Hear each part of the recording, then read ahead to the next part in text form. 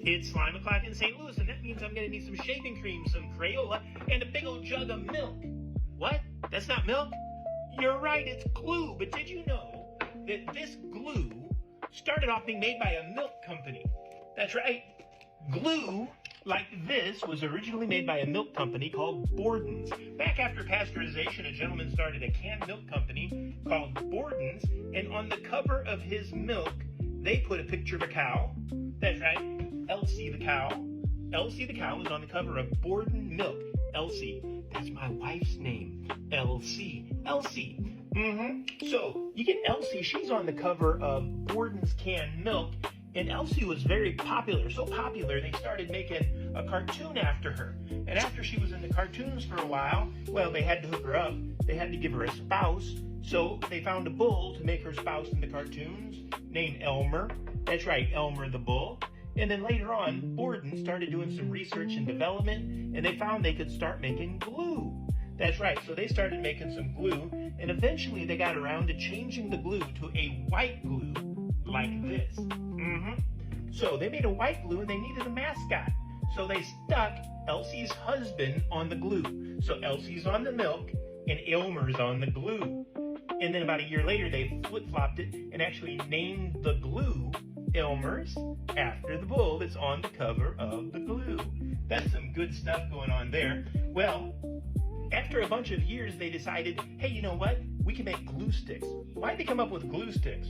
Well, some yahoo, he decided to invent lipstick, you know, brightly colored stuff to put on the lip. And it was discovered that that little turny lipstick tube that you smear on your lips, whoa, that gave everybody a blast of an idea. What if we make a glue that you can put in a stick and twist it? So because somebody invented the lipstick, Elmer's and other companies decided to make glue in a tube like lipstick. That's right, it worked out really, really well over the years. Elmer's glue, man, they stuck around and were part of the Borden's family for a very long time. Started back in the 1940s, and it just kept on going and going and going until about 2015. In 2015, Borden's decided to download the Elmer's company, and they switched it to a company called Newell. Newell. Newell Brands. You know, they're a company, they own Rubbermaid, and they own a bunch of other things. You know, that X-Acto knife. What other things do they own here? Oh, wow, Sharpie and Papermate. Newell Brands owns a whole lot of different things. But Elmer's glue is still a wonderful product. Even though it switched from Borden's to Newell, it's a great product.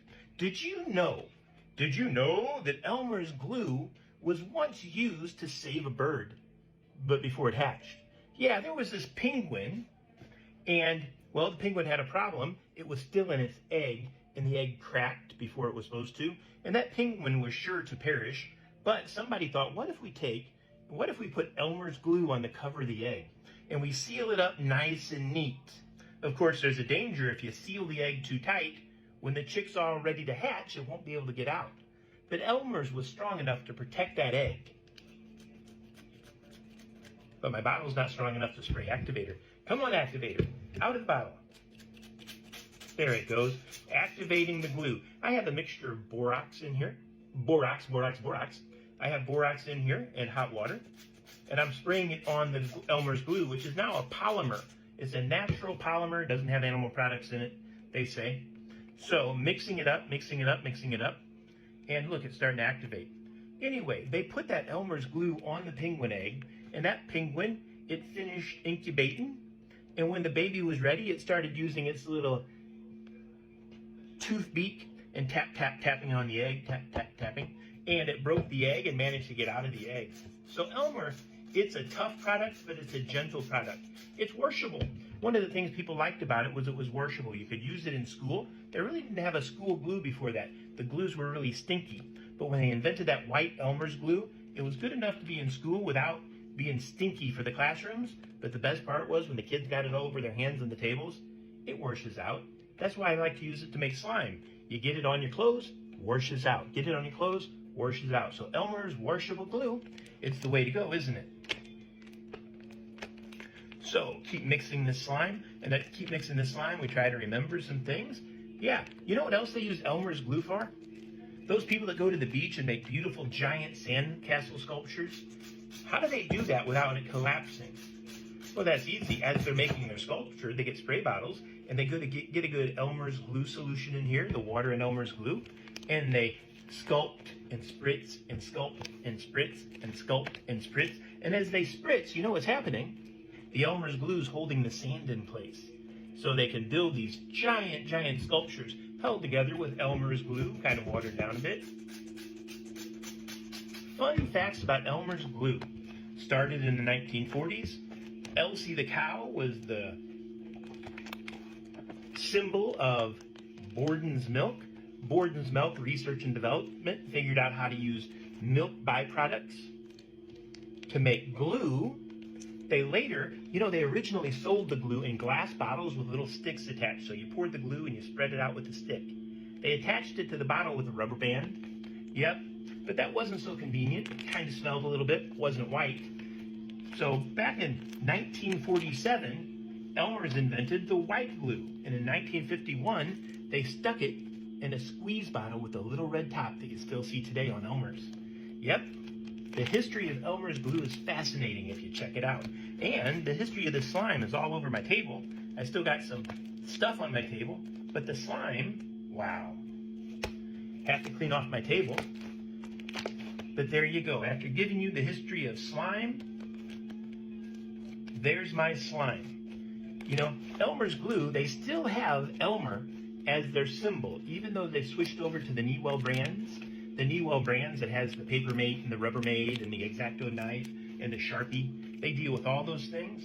They still got the Elmer's bull, Elmer the bull, as their symbol.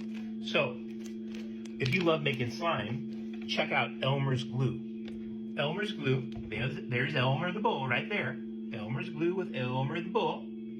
If you like to bake stuff, go check out Borden and see Elsie. Put Elsie and Elmer together. They're boyfriend, girlfriend, or husband and wife, however you want to say it. Yep.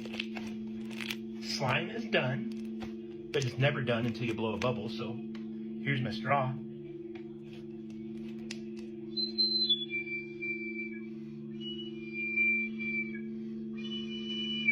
Awesome. So if you like my story about Elmer the cow and the history of white glue in the United States of America, make sure you're tapping that like button. But more importantly, hey, leave a comment. Tag some friends. Make sure your friends know the history of Elmer's glue.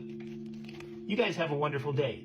Share, bookmark, leave a lovely comment, and like. And have a great Elmer's Day.